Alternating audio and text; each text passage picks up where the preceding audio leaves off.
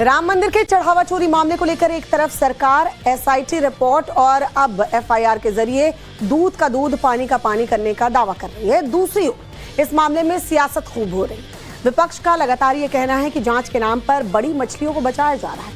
इसी मामले से जुड़ी आज की बड़ी खबर आपके सामने रखते हैं। चढ़ावा चोरी मामले में आज बैंक कर्मचारियों से पूछताछ होनी है। एसबीआई के 6 कर्मचारी बताए जा रहे हैं जिनसे मामले में पूछताछ होगी। एफआईआर में सरकारी अधिकारियों की धारा जोड़ी गई है। एसआईटी रिपोर्ट में एसबीआई के कुछ कर्मचारियों की भूमिका संदिग्ध पाई गई थी। अब 6 कर्मचारी एसबीआई के ऐसे बताए जा रहे हैं जिनसे आज पूछताछ होनी है। एक तरफ जांच का दायरा जो है वो लगातार बढ़ता जा रहा है, दूसरी तरफ मामले में पूछताछ की जा रही है, जिसको लेकर कई अहम नाम और खुलासे भी हो रहे हैं। एसआईटी रिपोर्ट के बाद मामले में 8 लोगों को गिरफ्तार करके जुडिशियल कस्टडी में भेजा जा चुका है। उनसे पूछताछ भी हो रही है। सोमवार तक तमाम आरोपी जुडिशियल कस्टडी में हैं। ऐसे में अब बड़ी बात यह है कि जब इनसे पूछताछ हो रही है तो वो कौन से नाम हैं जो निकलकर सामने आ रहे हैं, जो एसआईटी रिपोर्ट में भी शक के दायरे में भी हैं। यानी इन 8 लोगों से जो पूछताछ हो रही है वो नाम जो ये 8 लोग बता रहे हैं और एसआईटी की जो रिपोर्ट जो सरकार को सौंपी गई है उसमें भी उनकी भूमिका संदिग्ध बताई गई है। ऐसे नामों की जांच भी अब की जा रही है। चढ़ावा चोरी मामले में दरअसल 8 लोगों की आपको बता दें अभी तक गिरफ्तारी हो चुकी है। आज बैंक कर्मचारियों से पूछताछ होनी है। एसबीआई की ये 6 बैंक कर्मचारी, हालांकि एसआईटी की रिपोर्ट में किन बैंक कर्मचारियों की भूमिका संदिग्ध पाई गई है इसका अभी खुलासा नहीं हुआ है, लेकिन ये जरूर है कि रिपोर्ट में कहा गया है कि बैंक कर्मचारियों की मिलीभगत हो सकती है और यही वजह है कि आज कुछ कर्मचारियों से पूछताछ होगी। जाहिर सी बात है, जो 8 लोग गिरफ्तार किए गए हैं उनसे पूछताछ हुई है। नोटों की गिनती करते थे तो इनसे पूछताछ में जरूर कुछ ऐसे एविडेंस मिले होंगे, कुछ ऐसी बातें निकलकर सामने आई होंगी जिनको क्रॉस क्वेश्चनिंग किया जाएगा इन बैंक कर्मचारियों से। राम मंदिर चढ़ावा चोरी मामले में पुलिस की जांच लगातार जारी है। जो 8 आरोपी हैं फिलहाल वो जुडिशियल कस्टडी में हैं, लेकिन कुछ बैंक कर्मियों से आज जो है वो पूछताछ हो सकती है। कहा जा रहा है कि सितंबर 2024 और फरवरी 2025 में ट्रस्ट और बैंक के बीच जो है एक बैठक हुई थी और बैठक में एक एसओपी बनाई गई थी। इस एसओपी के मुताबिक जो बैंक के कर्मचारी हैं, जो काउंटिंग में जिनकी भूमिका हो सकती है, उनको जो है वो ट्रस्ट के अंदर ही रखा गया था और ये कहा गया कि ये लोग जो है वो इस काउंटिंग में उनकी भूमिका होगी।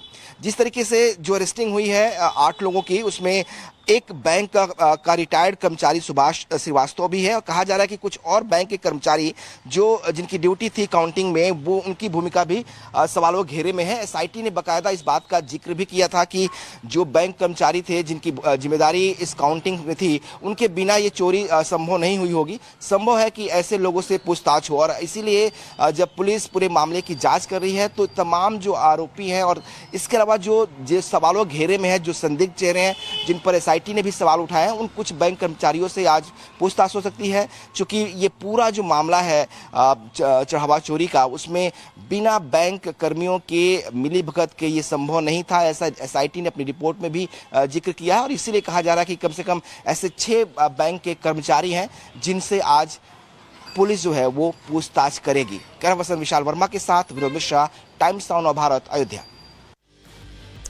और हमारे सहयोगी विनोद मिश्रा जो हैं लगातार इस खबर पर बने हुए हैं, एक एक अपडेट आप तक पहुंचा रहे हैं। इस वक्त भी हमारे साथ लाइव जुड़ चुके हैं विनोद मिश्रा।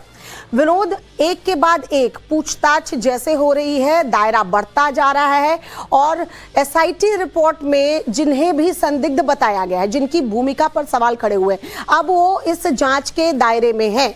ये 6 बैंक कर्मचारी क्या वही हैं जिनकी भूमिका संदिग्ध पाई गई, या फिर 8 लोगों से जो पूछताछ हुई है उनमें से किसी ने नाम लिया है इन बैंक कर्मचारियों का?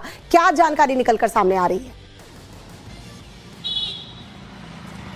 देखिए, ये वो बैंक कर्मचारी है जो जिनकी एसआईटी ने जांच की थी। एसआईटी की जांच के दौरान जिनकी भूमिका को संदिग्ध पाया गया और उन्हीं से आज पूछताछ की संभावना है। कहा जा रहा है कि जो पुलिस मामले की जांच कर रही है वो उन बैंक कर्मियों से पूछताछ कर सकती है। दरअसल कहा यह गया कि जो एसओपी तैयार हुआ था, जो बैंक और ट्रस्ट के बीच एग्रीमेंट या डील हुई थी, उसके मुताबिक कुछ कर्मचारी ऐसे थे जिनकी एक तरह से ड्यूटी ही थी कि वो मंदिर परिसर में जो काउंटिंग होती है उसकी प्रक्रिया को लेकर। कई बार बैंक ऐसी सुविधा देता है कि अगर आप अमाउंट ज़्यादा है तो जो टेलरिंग का काम होगा वो आप खुद भी कर सकते हैं। आप बैंक की निगरानी में आपके घर पे आपके प्रमाइसेस में है उसको किया जाता है। उसके बाद से उस रकम को बैंक ले जाया जाता है और उसे चेस्ट में जमा किया जाता है। तो ये कुछ कर्मचारी 5 से 6 कर्मचारी हैं जो मंदिर के अंदर जो काउंटिंग थी उस प्रक्रिया का हिस्सा थे और कहा जा रहा है कि इनकी मिली भगत के बिना ये इतने लंबे समय तक चोरी संभव नहीं है। अगर मैं गलत नहीं हूं तो ये वही 6 कर्मचारी हैं जो इन 8 लोगों से जो गिनती के प्रोसेस में थे, इनसे इनकी बातचीत होती रही होगी। बिल्कुल सही कहा, ये वही कर्मचारी हैं जो मंदिर के अंदर रहते थे और जो ये 8 लोग इन्हें पकड़े गए हैं, इसमें से 6 लोग वो हैं जो टेलरिंग करते थे, यानी जो काउंटिंग करते थे। ये जो बैंक के कर्मी थे, इनकी जिम्मेदारी काउंटिंग के बाद उन कैश को ले जाकर बैंक के चेस्ट तक पहुंचाने, बैंक में और बैंक के चेस्ट तक पहुंचाने की जिम्मेदारी थी। तो ये लोग कई बार ऐसा सोसाइटी ने कहा कि कई बार जो नोट्स बदले जाते थे वो चूंकि गड्डी बनाते थे, अगर 500 गड्डी बनाई उन्होंने और वो 1 लाख की गड्डी तो 1,20,000 1,30,000 उसमें डाल दिया और उसको चूंकि वो जो बैंक के वहाँ कर्मी थे वो केवल उन गड्डियों को गिनते थे, वो उसके अमाउंट को नहीं गिनते थे कि 5,000 की इस गड्डी में 1 लाख है या 1,20,000 है, वो उसको काउंट नहीं करते थे। बैंक से जब गाड़ी बाहर जाती थी तब वो 20,000 जो उसमें अगर एक्स्ट्रा है तो उसको निकाल लेते थे। तो ये जो प्रोसेस था, या कई बार मंदिर के जो बाथरूम है वहाँ ले जाकर उसको उस गड्डियों से उसको निकाल लिया जाता था।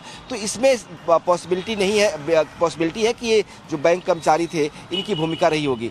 तो इसीलिए इनसे भी पूछताछ जरूरी है और इनके खिलाफ भी मामले बनते हैं तो इन्हें भी अरेस्ट किया जाएगा, इनके नाम भी एफआईआर में दर्ज किए जाएंगे और इसीलिए जो 9वां आरोपी है जिसे अज्ञात बताया गया है उनमें कुछ बैंक कर्मियों के नाम भी आ सकते हैं। तो आज प्रोसेस में जो पुलिस है वो इनसे पूछताछ करेगी, पूछताछ के बाद इनके आरोप को भी तय किया जाएगा। इसके अलावा जब रिमांड पर पुलिस बाकी 8 आरोपियों को लेगी तब उनके जो इन्होंने बयान दिए हैं और जो इनके बयान होंगे उनको क्रॉस किया जाएगा और उसके बाद पुलिस अपनी तफ्तीश को आगे बढ़ाएगी।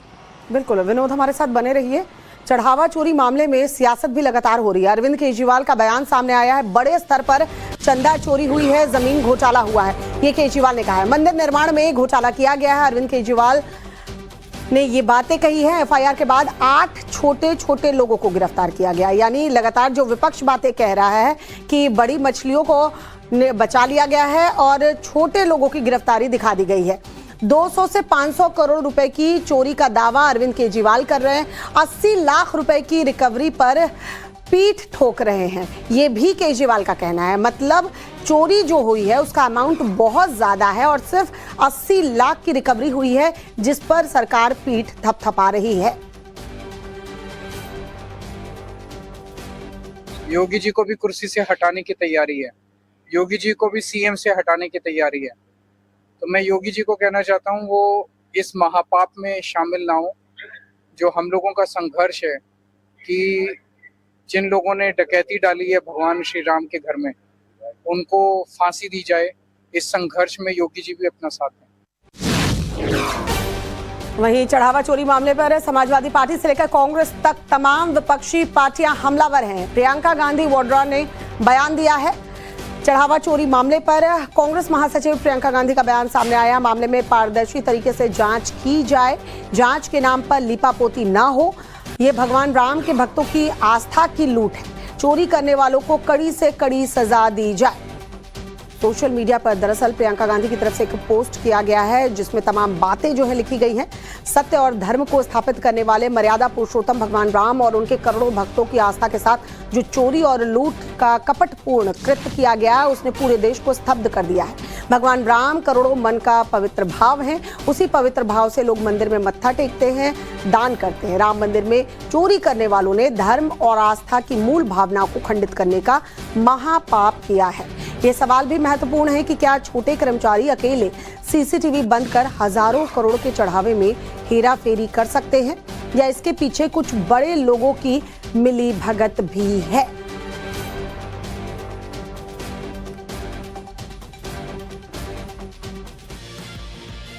वहीं इस मामले को लेकर समाजवादी पार्टी और अखिलेश यादव लगातार योगी सरकार पर हमलावर हैं। इस बीच समाजवादी पार्टी के विधायक अबू आजमी ने अखिलेश को सच्चा राम भक्त बताया है। वहीं एआईएमआईएम प्रवक्ता वारिस पठान ने पूछा है कि बुलडोजर कब चलेगा।